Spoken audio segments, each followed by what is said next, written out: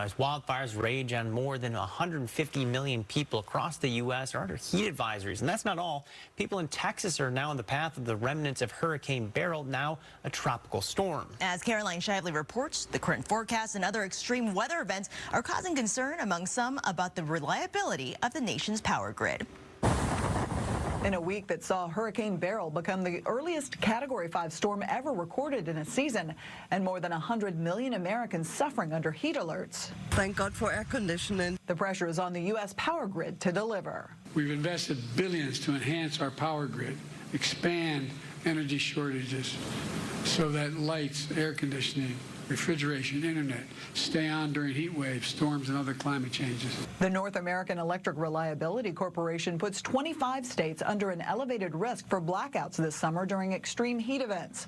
Electricity usage traditionally peaks in the summer as people flip on the AC. I'm done. I cut on some air so that I can breathe through the night, and I'm done. So how can the U.S. keep the lights on? The nuclear industry says their plants are less vulnerable to weather than other power sources. Nuclear is the one that's there all day, every day, all times of the year.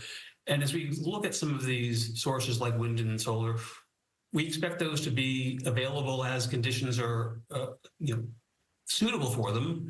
And so we need kind of both to work together. In Texas, they're putting their money on natural gas, with the state planning to double its energy loan fund for gas-fueled power plants. The state has faced scrutiny ever since a fatal winter storm left 4.5 million people without power in 2021. But now it's more than just bad weather worrying officials.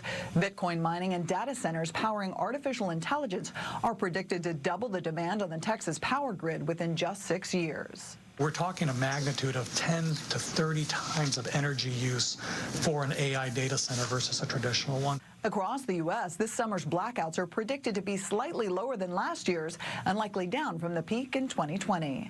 In Washington, Caroline Shively, Fox News.